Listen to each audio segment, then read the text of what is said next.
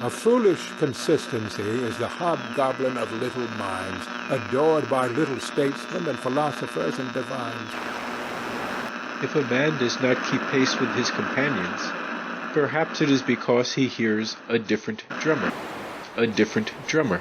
And now, coming to you from dead center on your dial, welcome to Risk Parity Radio, where we explore alternatives in asset allocations for the do-it-yourself investor. Broadcasting to you now from the comfort of his easy chair, here is your host, Frank Vasquez. Thank you, Mary, and welcome to Risk Parity Radio. If you are new here and wonder what we are talking about, you may wish to go back and listen to some of the foundational episodes for this program. Yeah, baby, yeah! And the basic foundational episodes are episodes 1, 3, 5, 7, and 9. Some of our listeners, including Karen and Chris, have identified additional episodes that you may consider foundational. And those are episodes 12, 14, 16, 19, 21, 56, 82, and 184. And you probably should check those out too, because we have the finest podcast audience available. Top drawer. Really top drawer. Along with a host named after a hot dog. Lighten up, Francis. But now onward, episode 434.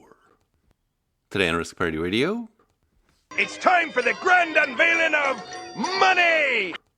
which means we'll be doing our weekly portfolio reviews of the 8 sample portfolios you can find at www.riskparityradio.com on the portfolios page. But before we get to that, we do have at least a couple of emails here. And so without further ado, Here I go once again with the email. and First off, we have an email from Ness. This is Elliot Ness. Come on out. We don't want any trouble. We're the Barkers. You're never gonna get us.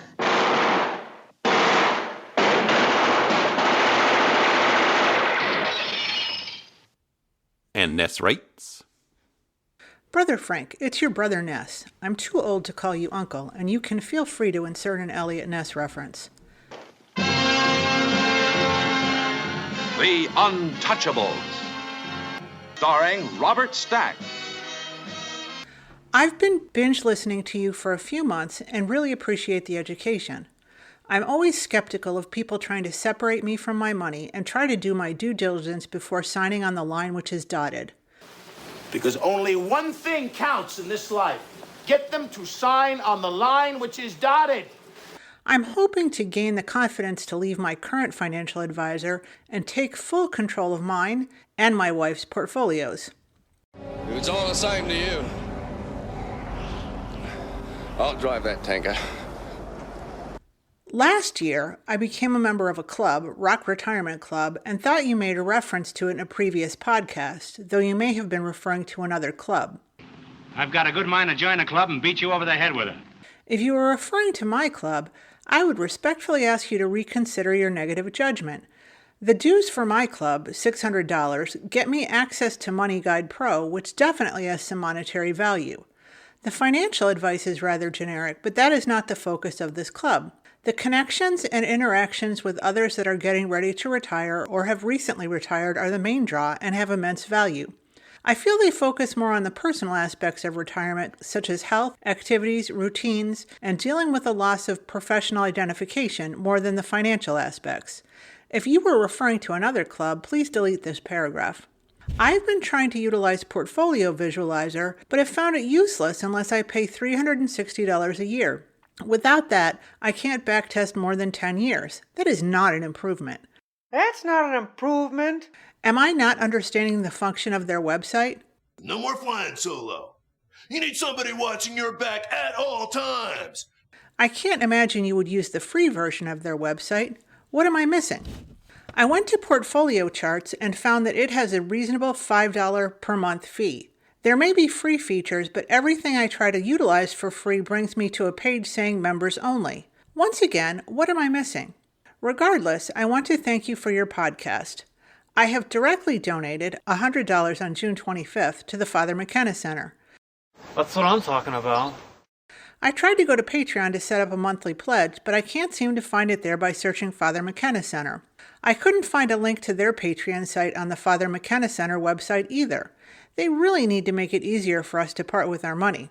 All we need to do is get your confidence back, so you can make me more money.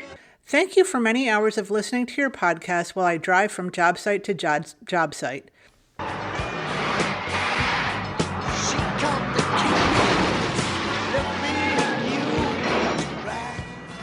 car's got a lot of pickup. It's got a cop motor, a 440 cubic inch plant. It's got cop tires, cop suspension, cop shocks.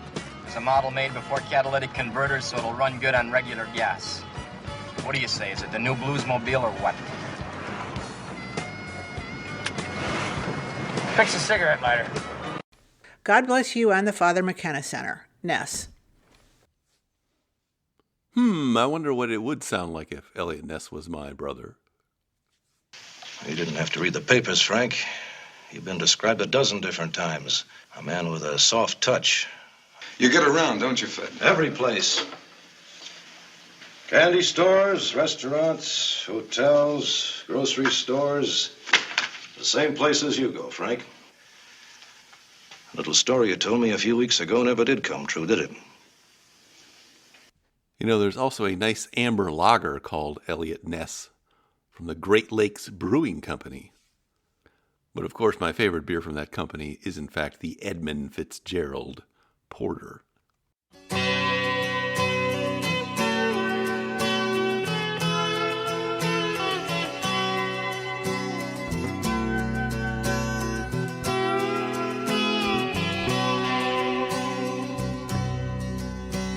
The legend lives on from the Chippewa on down of the big lake they call Gitchagumi.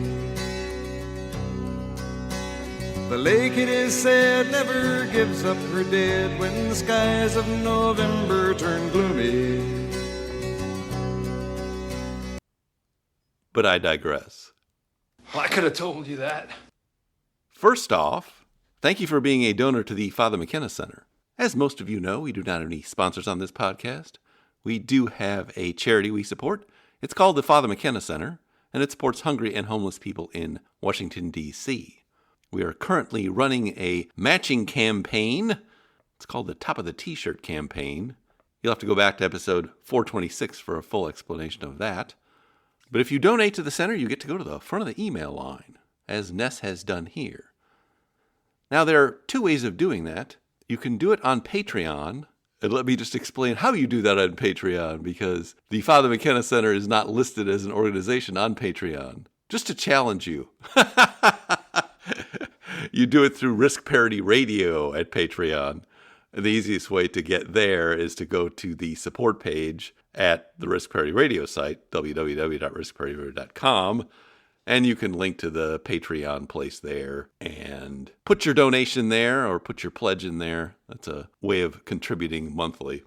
Or you can do as you have done, which is go to the Father McKenna website itself, in which case you're not donating through Patreon, you're just donating. And they have a donation page. I will put it in the show notes. If you donate at the Father McKenna website, please put a little note in the dedication box when you donate to note it's Risk Parity Radio related, so we can count it for our campaign. Anyway, either way you do it, you go to the front of the email line, and I thank you very much for your donation. Top drawer. Really top drawer. But now let's get to your questions. So it sounds like you're having a little trouble with Portfolio Visualizer. It's a piece of crap. It doesn't work. And may have misinterpreted what's there. So it's correct that Portfolio Visualizer requires you to pay if you are going to use the ticker symbol analyzer past 10 years ago. But that's not really what you want to be using there at Portfolio Visualizer anyway. You want to set the tools up to analyze based on asset class. And if you do that, you get all the data they have. And that's really the way you want to be analyzing portfolios anyway.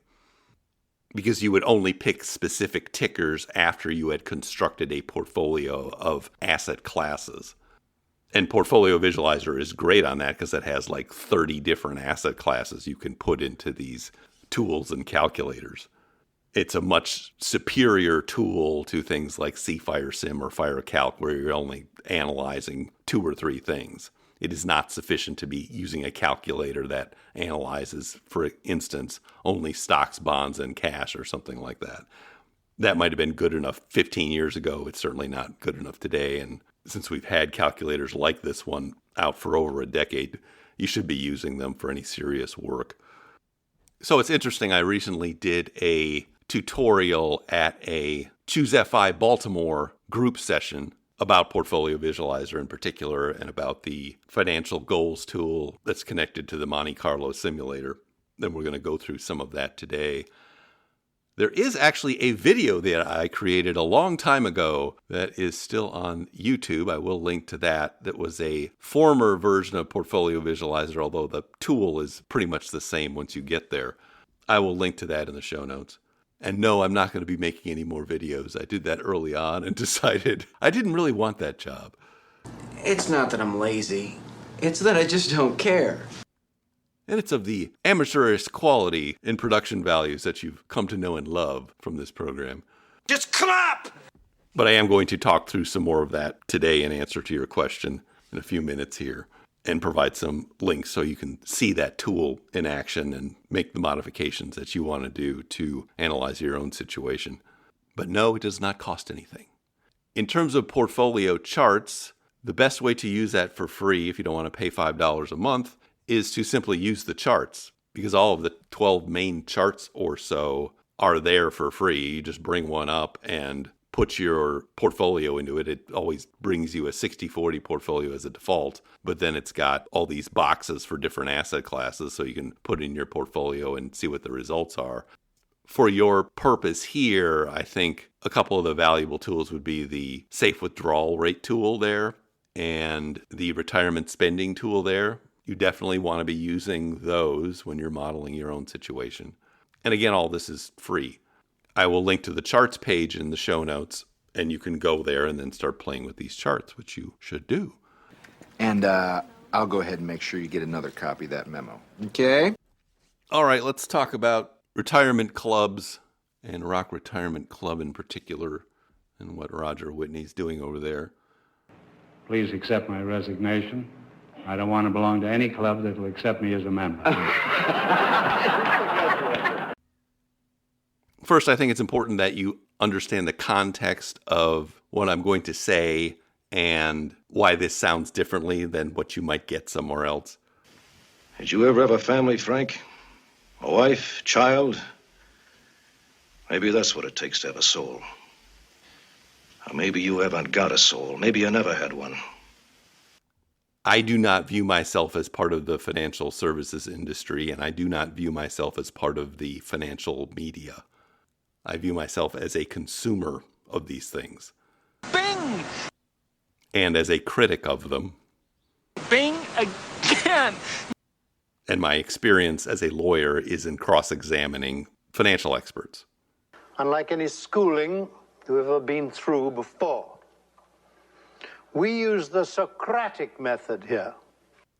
And I think it's more important to offer critiques of things rather than just saying how great everything is.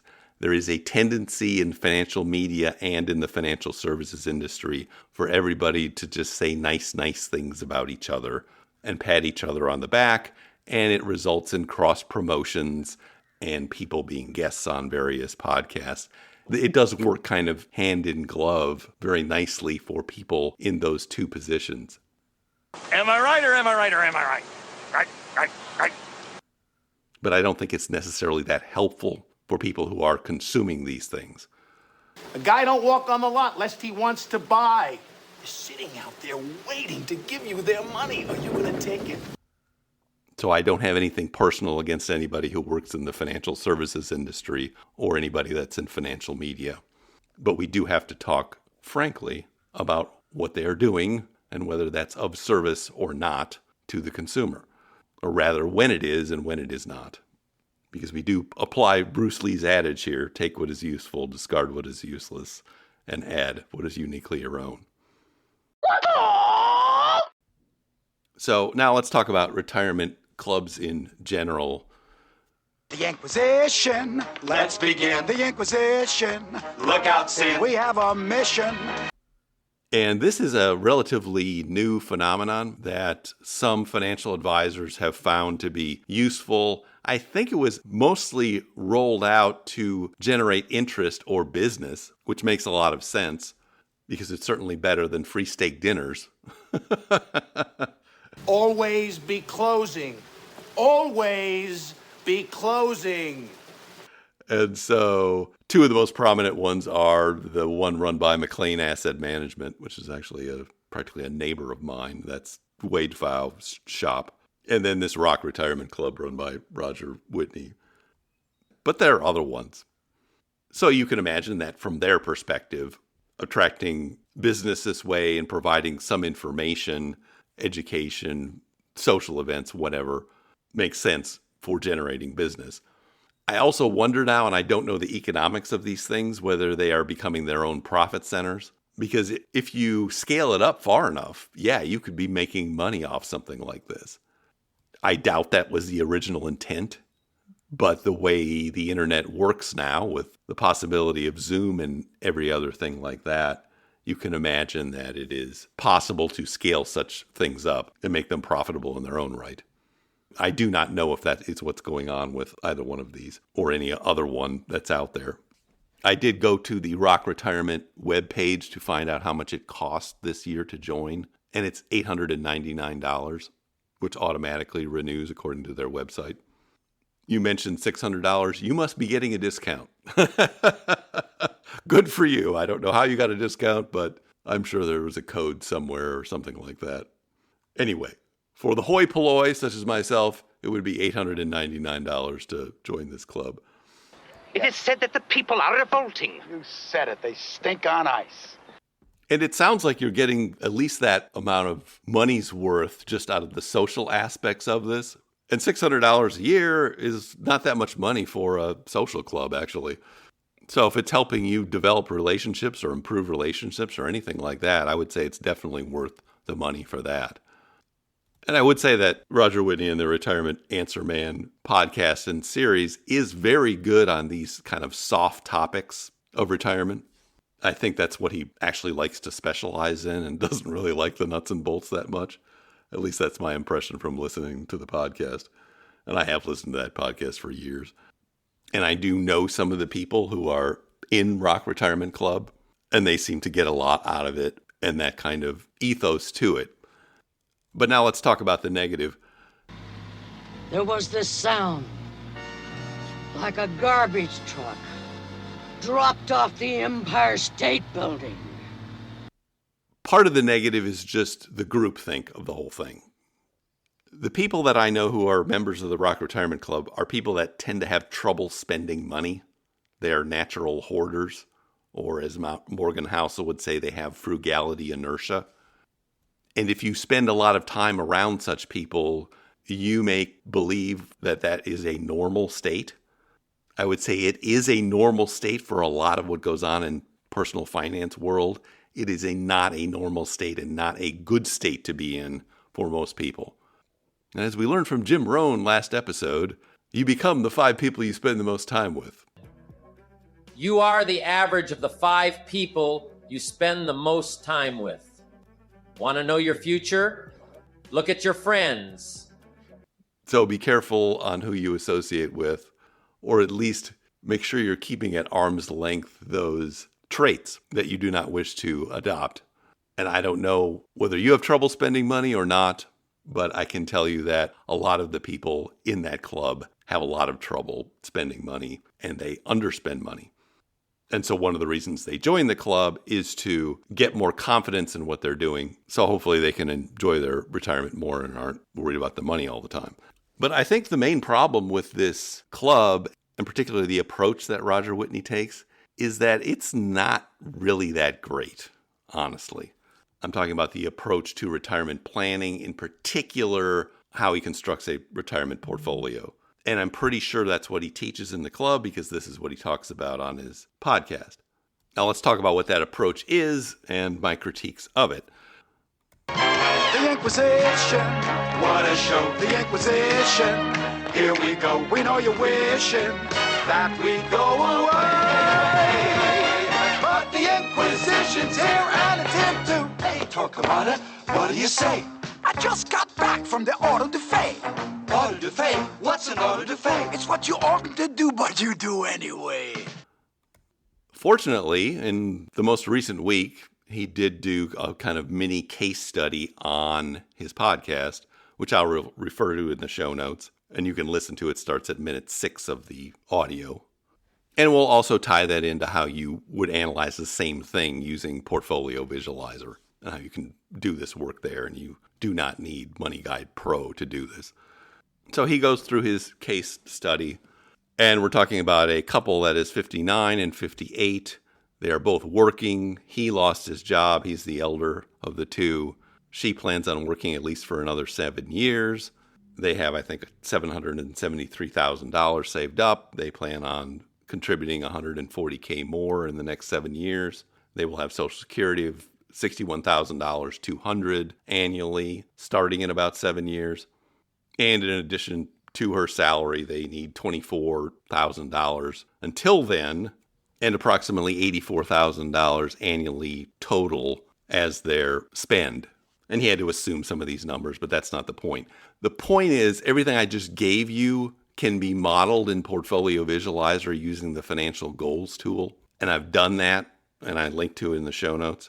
Because what that allows you to do is not only set up a portfolio for analysis, but also put in these cash flows and have them starting and stopping at various times. And you can have an infinite number of those. And so I've set that up just based on some assumptions here. And you can see that when you go to that link so that you can modify it for your own purposes and situation. And in his description, that's the same thing he's doing in Money Guide Pro. Okay, then we start getting to the problem areas with what he's doing. The first thing he does is assume that they're going to be using a 60-40 portfolio in their retirement. Like a simple 60-40 portfolio. It's like stock fund, bond fund. I don't know why you would assume that or why you would want that. That is not really a very good portfolio to be using. That's the fact, Jack! That's the fact, Jack! It might have been 20 years ago, but we know a whole lot better today, and any advisor of any sophistication knows that that is not by itself a great portfolio to be using in retirement. You need more diversification. So it does not make sense to me to assume that you're using a mediocre portfolio as your portfolio in retirement. You want to use exactly what you plan on holding and analyze that. And in my case, I would use a risk parity style portfolio because I know it has a higher safe withdrawal rate. But as we go, you'll see I've done it actually both ways in the Portfolio Visualizer analysis that I'm referring to. Okay, then the next thing he does is he assumes a return for this 60-40 portfolio. He's not using historical data to get the return. He's assuming a return. This is what is known as a parameterized return, that you're assuming a return, and he's also assuming a standard deviation for that return. And this is a way you can model portfolios, and you can do this at Portfolio Visualizer. It allows you to do parameterized returns or historical returns. It's got 2 other options. It's actually got 4 different options there for analyzing this. This is free. You can do this there. You don't need Money Guide Pro to do this. Forget about it. So he didn't mention what standard deviation he was applying to this. I went and monkeyed with the Portfolio Visualizer one to try and get the same results that he was getting out of his calculator. But the problem with using a parameterized return is that you are effectively using a crystal ball. That is a crystal ball because you have some belief that this will be the return in the future. What is that belief based on? Now, the crystal ball has been used since ancient times. It's used for scrying, healing, and meditation. In this case, he seems to be taking it straight out of the calculator. I don't know what this crystal ball is that's inside this calculator that's throwing out these returns. I do know that a lot of these calculators will throw you out returns. with no real explanation as to where that comes from or why they think that's the right return in the future. As you can see, I've got several here. A really big one here, which is huge. This is the one that I tend to use more often. I have a calcite ball and I have a black obsidian one here. Chances are it's not. Chances are their crystal ball isn't very accurate, and it's certainly not more accurate than long-time historical returns. Now you can also use the ball to connect to the spirit world. And to me, that's the way these calculators get misused. It's one of the ways they get misused. Because you are starting with something that's obviously not real world. The crystal ball is a conscious energy. So how can you expect to get a good result out of something that is involving guessing to begin with? You can actually feel the energy from your ball by just putting your hands in and out. But anyway, for the purpose of illustration, I did use the parameterized return function, put it into the first link to Portfolio Visualizer, and you can see that analysis, and it shows you what the success rate would be, so on and so forth. So he did his over 30 years, I did mine over 35. He got an 85% success rate, I got an 80% success rate. And you can see all that in the link with the nice charts and all the stuff. Same kind of stuff you'd get out of Money Guide Pro. Just maybe not so fancy looking. Don't be saucy with me, Bernays. One of the other things that wasn't clear to me is how Money Guide Pro accounts for taxes. It sounded like it's got some internal tax generating part of that program. I actually don't think that's a good way to be doing taxes either. I think you should do that as a separate calculation or estimate and simply add it to your expenses. That is a more logical way of doing things, and it keeps things out of these black boxes where you really don't know why it's assuming what it's assuming. It's important to know why you are making a tax assumption and not just accept it out of a calculator. It's another kind of black box crystal ball thing. It's kind of looking at the aura around the ball. See the movement of energy around the outside of the ball. So then he looks at the result the calculator spits out, this 85% success rate, which is not bad for these kinds of calculators. If you know how Monte Carlo simulation works, the chances of you getting those 0 to 15% results are minuscule. So an 85% success rate is good enough for the purpose of the tool, because it doesn't really mean success rate. It means the chances of having to alter your plan. But anyway, he declares that to be feasible. And that is a word he uses to say something is workable, but it seems to really mean if the calculator gives me the right number, spits out the right number, I declare that feasible. Otherwise, that word really has no meaning. But I know he likes to use that buzzword as part of the marketing, the presentation of what he does. It's all one big crapshoot anywho. But that's all it is. But then you get to the next problem is he actually does not trust that outcome. Even though he thinks it's feasible or says it's feasible, he doesn't actually trust it. And he says he wants to make the thing resilient. So how does he do that? Basically, he just comes up with a bunch of imaginary scenarios. One of them he does is a stress test, and he picks 2008 to 2009 to do that. I'm not sure why he would have picked that, because that was the end of a bad period that if you really want to do a good stress test, the first period you should pick in our lifetimes is retiring at the end of 1999 and what would have happened for the next 10 years. That is the best modern stress test you can do. You would not pick 2008 as your stress test.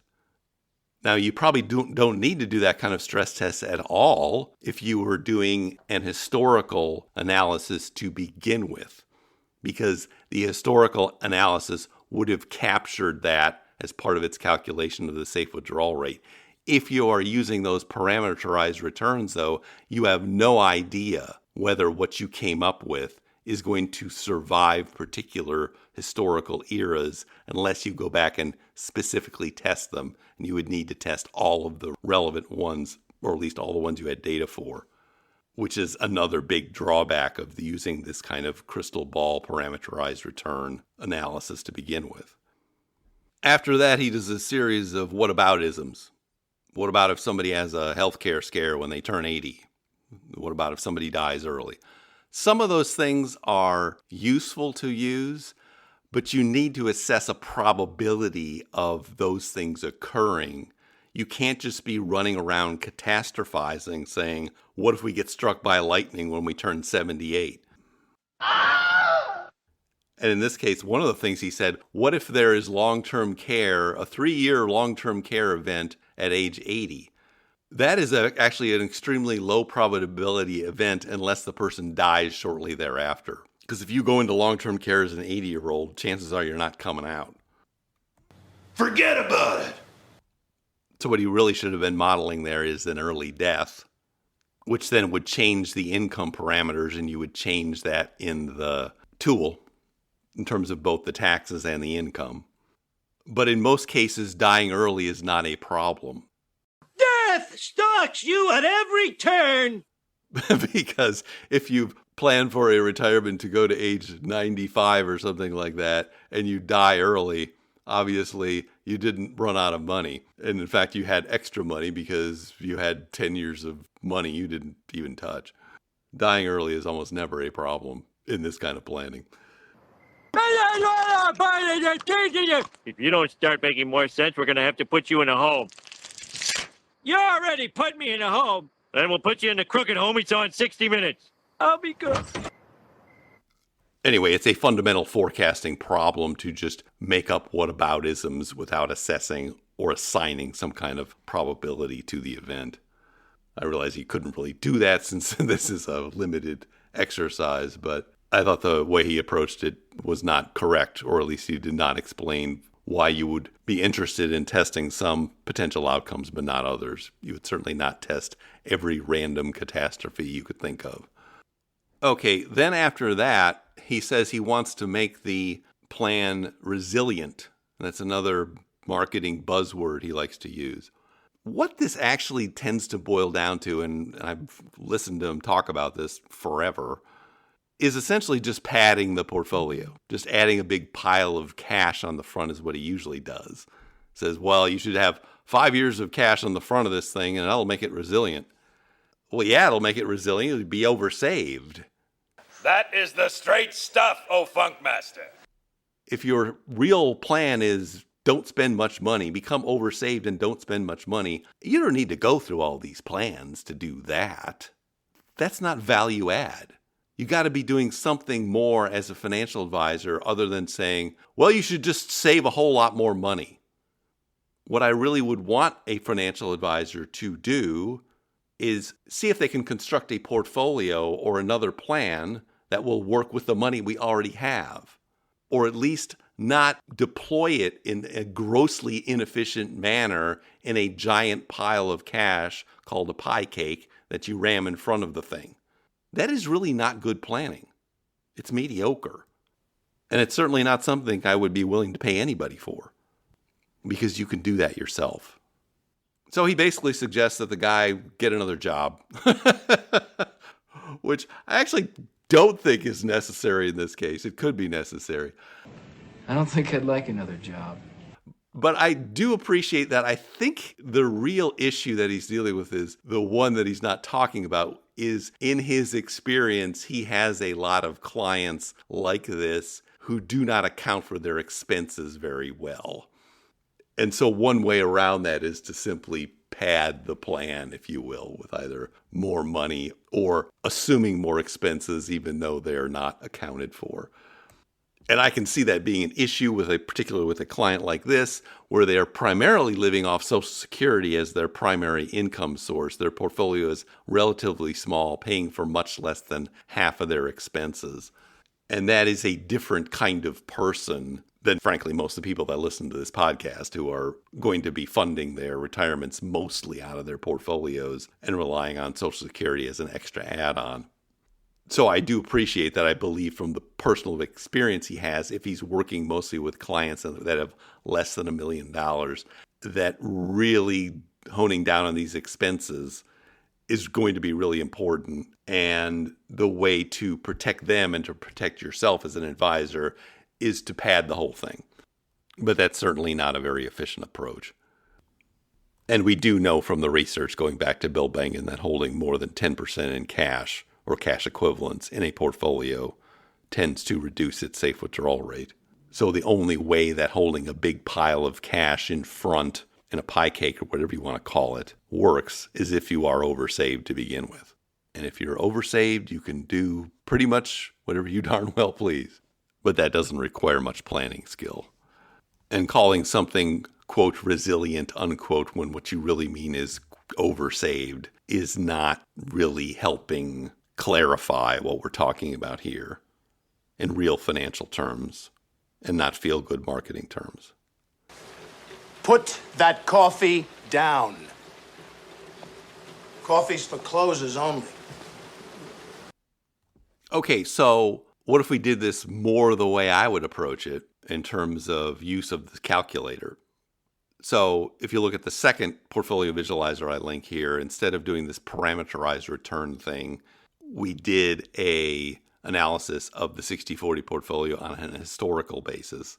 And this data goes back to 1972 for this purpose. I also increased the amount being spent to get some interesting results, just because I think that the program he was using was inserting some kind of taxes that weren't accounted for in the 84,000. So I ran it with 93,000 for this purpose as the amount being taken out. And yes, that's inflation adjusted, so don't get all in a tizzy about that, because I know that's the first question people ask when they don't want to believe when I'm saying, is it inflation adjusted? I think you should adjust it for inflation. Is it inflation adjusted? Yes, it is. That's how the tool works. Get over it. You're too stupid to have a good turn.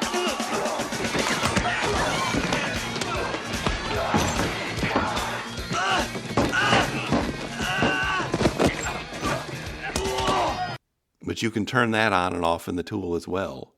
It's a very robust tool. I should also clarify that he talked about a portfolio of stocks, bonds, and cash that was essentially a 60/40. So the one I used for modeling purposes here is 60-35-5, as in U.S. stock market, 10-year treasury bond, and cash. And it comes up with a 85% success rate for what we ran it. And then we ran it again with a better portfolio, the kind of portfolio that I would have started out to begin with. I basically created a simplified risk parity style portfolio to make sure that the data would match up, the same data series for both tests.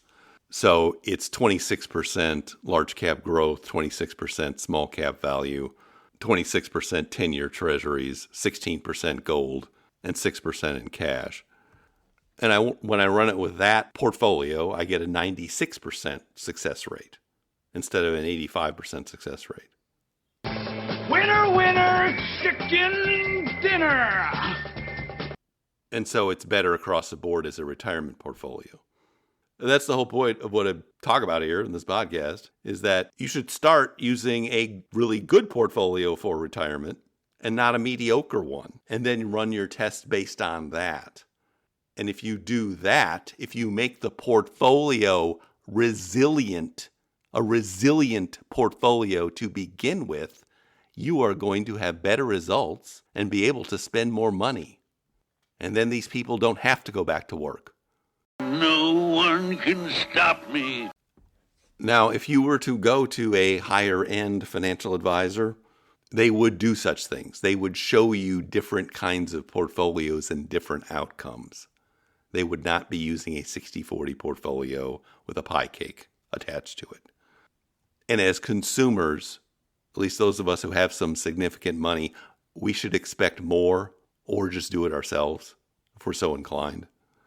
Because a lot of what financial advisors are doing out there, particularly for their lower end clients, is at least 10 years behind in this area.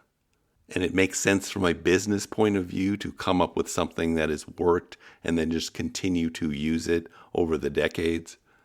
Because changing your approach means you have to change it for all your clients, or at least tell all your clients about it. And that's not a pleasant prospect. So I understand the inertia here of how this actually works. But if you are the consumer or the client of this, you should be careful about what you're accepting from the financial services industry. no matter how nice they are. If you have a milkshake, and I have a milkshake, and I have a straw, there it is, that's a straw, you see. Watching. And my straw reaches across the room and starts to drink your milkshake. I drink your milkshake. I drink it up. Because any financial advisor that's been doing the same thing for a decade or more is probably not up to date on best practices. It's just the reality of the situation. And if this is what they're teaching you in whatever club you belong to, you may question the value of that and whether it's going to cause you more problems than it solves. That was the equation. Existence. Survival must cancel out programming. Now, I think you recognize that in your email. You said that the financial advice there was rather generic, which makes sense. Because believe it or not, it is still adding up the expenses and forecasting expenses. That is the most important thing to do in this kind of planning. Interestingly enough, though, there are, some shortcuts there. And I think our experience is relatively typical for at least high earners in that our nominal expenses in the first 5 years of retirement have actually gone down, mostly because of reduced taxes. And it is likely that your expenses, at least your regular expenses, are going to peak early in your retirement. And if that's the case, it makes planning the future a whole lot easier if you already know that you're not going to be spending more money on an inflation-adjusted basis, except in some kind of emergency. Because then you don't really need to even know what you are spending it on, just that it's less than what you had before. And that is really the key thing, that oftentimes people try to do this from the bottom up on every little thing, like we're going to buy this car in 10 years and replace this HVAC in 15 or go on this particular trip in 12. It's more important to know the big number. What is your overall expenses? What are they likely to be? Are they going to be higher than what they are now, or are they going to be lower? Is your lifestyle going to change? And then the second most important thing to know is how much of that is mandatory and how much is discretionary. Because 40% of our expenses are discretionary, and 20% of our expenses are essentially giving money away, either supporting family, giving it to heirs in advance, or giving it to charity. Obviously, if you have that kind of buffer on spending, we could easily reduce that if we had to. Wouldn't want to. All I'm saying there is more than one way to skin this cat on expenses.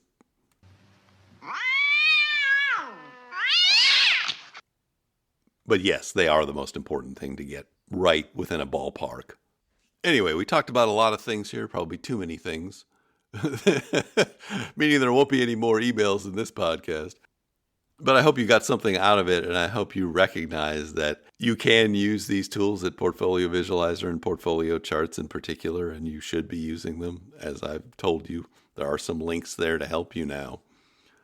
While I'm sure Money Guide Pro is very nice, if you're not using it properly and you're really generating crystal ball assumptions out of it, it's worse. It's worse to use something like that than Portfolio Visualizer and Portfolio Charts. You fell victim to one of the classic blunders. One other thing I forgot to mention on Portfolio Charts in particular is there is a nice calculator there called the heat map that you can put in your portfolio and then see how it performed on an annual basis going back to 1970. And what that's nice to look at is it gives you a stress test automatically, because it's got essentially red for negative returns over time and blue for positive. And so you can see, putting in a particular portfolio, how many years is this down maximum? And if you put in a portfolio like a 60-40 portfolio, you'll see that it has a max downtime of over a decade, 10 to 13 years. Whereas if you're using a risk parity style portfolio, you'll see that it has maximum drawdowns in terms of time of only 3 or 4 years. But that's a great way just to do a quick stress test all in one place, at least since 1970. Finally, if you are looking for ticker symbol stuff, particularly you want to analyze ticker symbols, I think you want to use the Testfolio tool for that. And that is also another great place to compare portfolios, to analyze asset classes and tickers in particular. And that is being built out more and more all the time. So I highly suggest that you check that one out as well, because it has a lot of simulated tickers that go all the way back to the 1960s or even the 1920s in some cases. And if you're going to use parameterized returns in any way, shape, or form, you should do that as a second test, not the first one. That shouldn't be your first choice. Use the historical ones first. Use the parameterized ones second.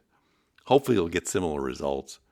But the parameterized ones are going to be more dependent on whatever crystal ball you are relying on or the calculator is providing you. My name's Sonia. I'm going to be showing you the crystal ball and how to use it, or how I use it. All right, that's far too much for one episode on this. But it was a good question and good topics. So hopefully this helps. Thank you for your questions. Thank you for your support of the Father McKenna Center. And thank you for your email. So Barker's all right. Daughter of my foot. Look how she spelled Olivier. That doesn't prove the boys are hiding there. I smell cigar smoke in the dining room.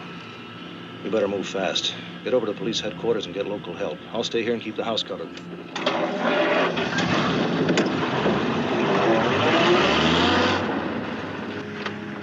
1:20 p.m., January 16th, 1935. After more than 6 hours, the battle was over. They found Ma Barker's body in the parlor, the debris of the battle all around her. They found Fred Barker nearby, and in the sunroom was Lloyd Barker. The apron strings she had tied to them were finally untied, and the case of Ma Barker and her boys was at an end.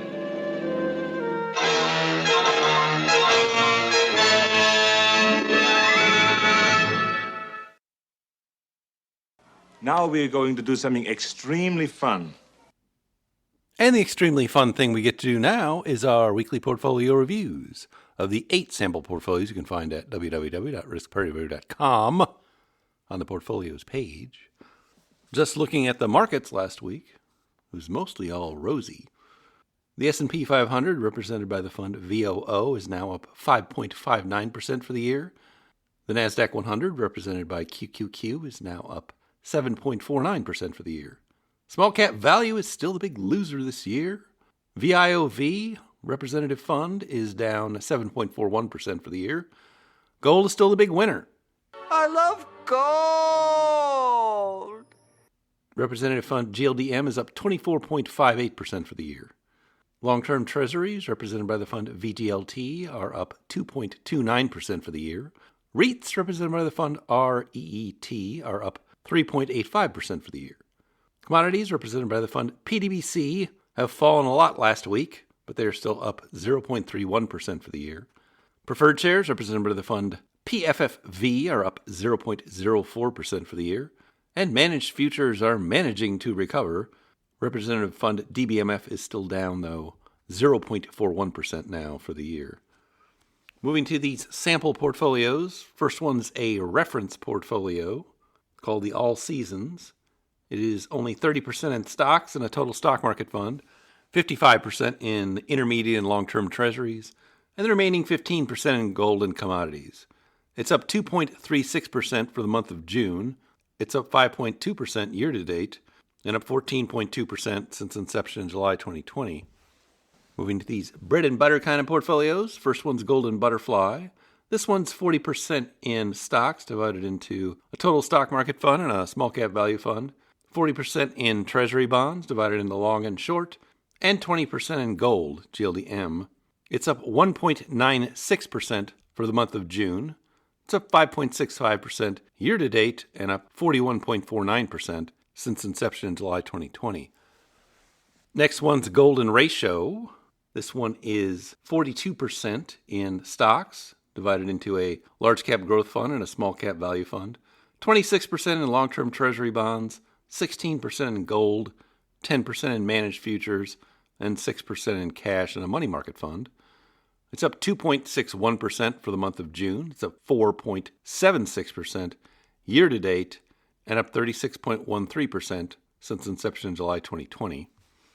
Next one's the Risk Parity Ultimate, the kitchen sink of portfolios. I'm not going to go through all 14 of these funds, but it's up 2.29% for the month of June, 4.3% year-to-date, and 24.47% since inception in July 2020. Now moving to these experimental portfolios. These all involve leveraged funds, so don't try this at home. Tony Stark was able to build this in a cave with a box of scraps. First one's the Accelerated Permanent Portfolio. This one is 27.5% in a levered bond fund, TMF, 25% in a levered stock fund, UPRO, 25% in PFFV, a preferred shares fund, and 22.5% in GLDM, in gold. It's up 3.84% month to date. It's up 5.57% year to date, and up 6.66% since inception in July 2020. Next one is the Aggressive 50-50. This one is the most levered and least diversified of all these portfolios, and also the worst performer. It's 1/3 in a levered bond fund, TMF, 1/3 in a levered stock fund, UPRO, and the remaining third divided into intermediate treasury bonds and a preferred shares fund as ballast. It's up 5.86% month to date. It's up 0.63% year to date, and still down 11.37% since inception in July 2020.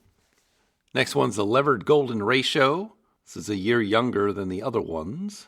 It is 35% in a composite levered fund called NTSX. That's the S&P 500 and Treasury bonds. 20% in gold, GLDM.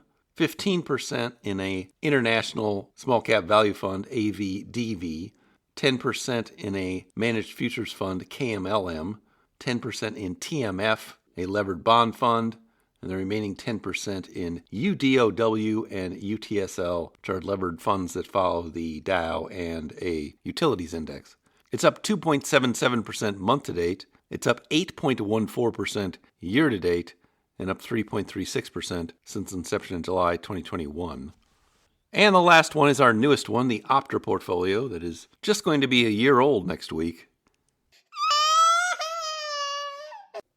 This one is 16% in a levered stock fund, UPRO, 24% in AVGV, which is a worldwide value fund, 24% in GOVZ, a treasury strips fund, and the remaining 36% divided into gold and managed futures.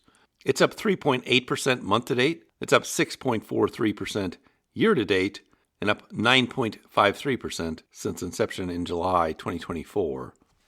And that really concludes our portfolio reviews. Boring!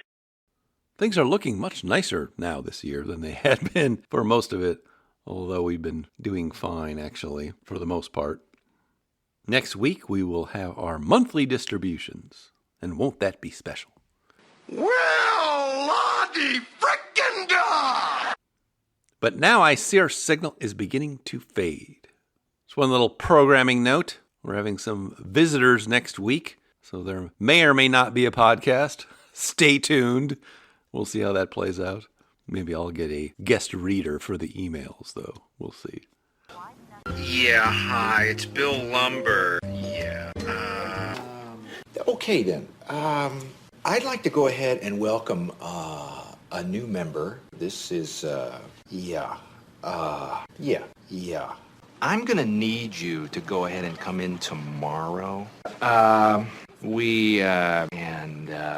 Thanks. In the meantime, if you have comments or questions for me, please send them to frank@riskparityradio.com. That email is frank@riskparityradio.com. Or you can go to the website, www.riskparityradio.com. Put your message into the contact form and I'll get it that way. If you haven't had a chance to do it, please go to your favorite podcast provider and like, subscribe, give me some stars, a follow, a review. That would be great. Okay? Thank you once again for tuning in. This is Frank Vasquez with Risk Parity Radio, signing off.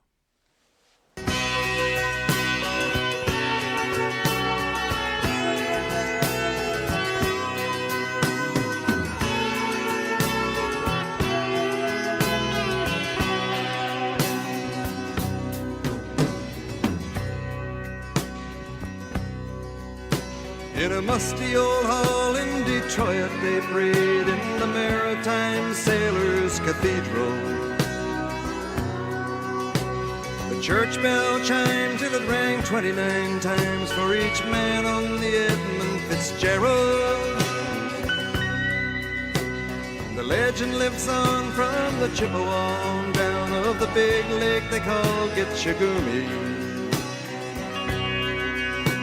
Superior, they said, never gives up her dead when the gales of November come early.